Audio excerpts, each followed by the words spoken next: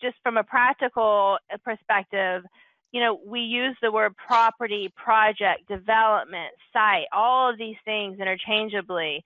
But in reality, the term project under Section 42 is a defined term. And so it's important that we're, you know, words mean things, right? And this is an example of how the word project has a significant impact on your ability to comply from the get-go.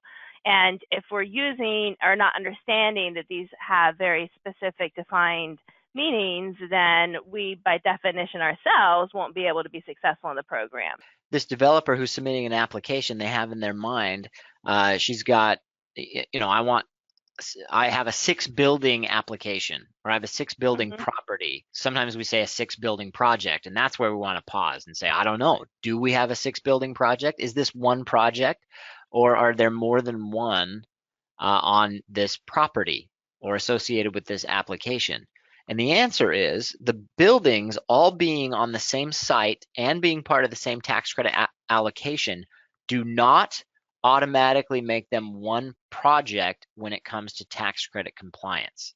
Specifically in Internal Revenue Code Section 42G, it says projects with more than one building must be identified. So it says the default setting, it says a project shall be treated as consisting of only one building unless before the close of the first calendar year in the project period as defined in subsection H1F2, each building which is or will be part of such project is identified in such form and manner as the secretary may provide.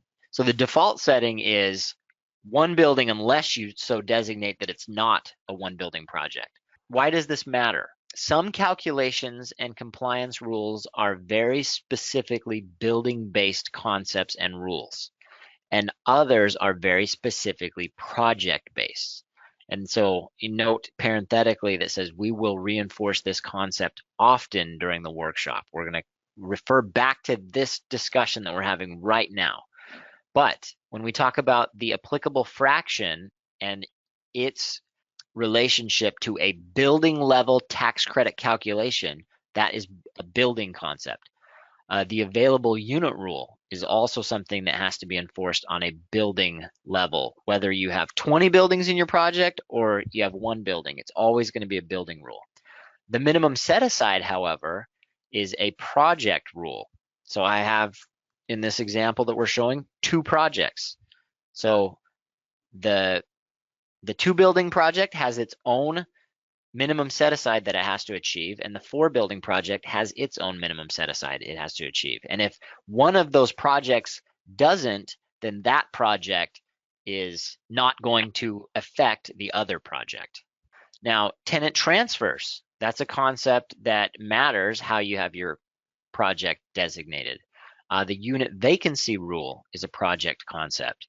The annual household recertification requirement is actually on a project level. How are the projects within a property identified? And that is on Form 8609. Specifically, that bottom half is where you make these elections. Are you treating this building, because remember, each building gets its own Form 8609. Are you treating this building as part of a multiple building project for purposes of Section 42?